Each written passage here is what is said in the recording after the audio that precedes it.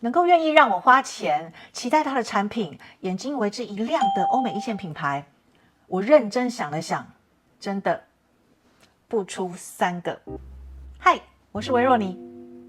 身为一个资深 buyer， 我算是相较 commercial 的，不会只喜欢那些曲高和寡、没什么人看得懂的时尚来凸显自己的特别。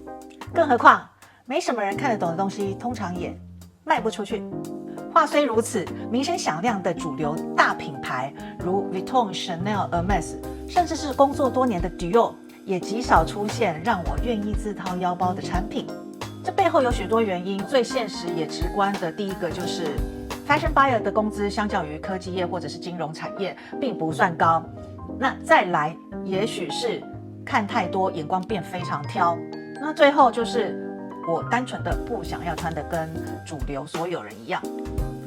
之前跟大家透露过的 Martin Margiela MM6 是1，接着就是 Philly Philo 时期的 Celine 是2，最后就是今天要跟大家分享的设计师 J.W. Anderson。Jonathan Anderson出生于北爱尔兰的英国设计师，从男装出发，2008年在伦敦创立了自己的品牌。原本立志要从事表演工作，当个演员。毕业之后的剧场工作诱发了他对服装设计的兴趣，加上3年在意大利品牌 Prada 担任视觉陈列的助攻，服装设计师的篇章因而正式启动。2012到2023期间，荣获无数个时尚设计大奖，更在这10年内与多个知名品牌一起合作，创造出许多成功的联名系列，从 Topshop、Converse、Versace， 加上最近的 Uniqlo 以及 Moncler。Uniqlo 跟 Moncler 更是持续的，到现在还在跟 J.W. Anderson 合作。2013年，时尚帝国 LVMH 更是买了大量的品牌股份，正式成为 J.W. Anderson 品牌的大股东。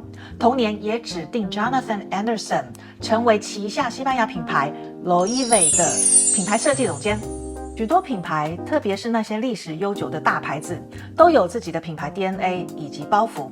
历史越久，通常包袱就越大。即便 Loewe 相较之下已经算是品牌包袱较小的，意思是新的设计师能够发挥的设计空间以及弹性较大。严格来讲，2000年之前的 Loewe 还算中规中矩。或许是疫情的刺激，也或许是对品牌掌握度更加成熟，以及对皮具类的贡献巨大。坦白说，没有几个设计师能够把皮具类的业绩拉上来，同时又擅长衣服的设计。疫情之后的 Loewe 以及 J.W. Anderson 简直像是脱胎换骨，惊艳整个时尚圈。欧美一线品牌的产品设计走优雅路线，有质感的风格是基本款，不胜枚举。但能够设计出年轻、童趣、满满脱框的现代感，同时又兼具质感的设计，大概就只有 J.W. Anderson 了。当然 Prada、Miu Miu 的设计相较是比较年轻学院派风格的，能够带给你惊喜以及开心的感觉真的有限，远远不及这几年 J.W. Anderson 的设计。J.W. Anderson 最擅长的就是将英国的传统元素，或者是任何的传统元素，用大胆、童趣、脱框、现代的样貌诠释出来，让人印象深刻，也是打开潘朵拉盒子的第一季。2021年，设计主轴环绕着性别流动、雌雄莫辨、脱框思维，上身当下半身，下半身当上半身，外套当洋装，连衣裙穿。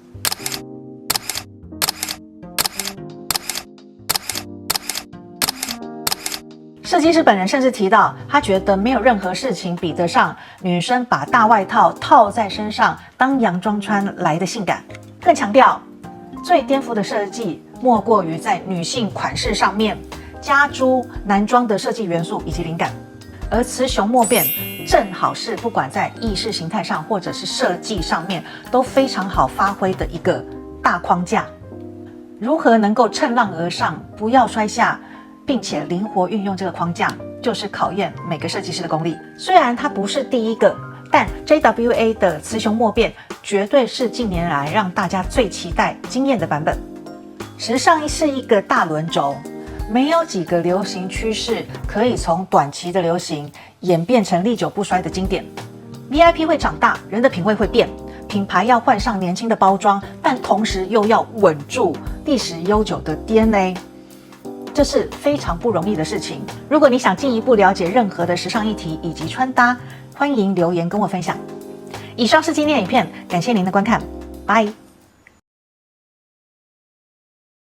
从去年年底开始，就一直有谣传说 JW Anderson 要离开 Louis Vuitton 去迪奥当设计总监。如果这真的发生，老实讲，我一点都不意外。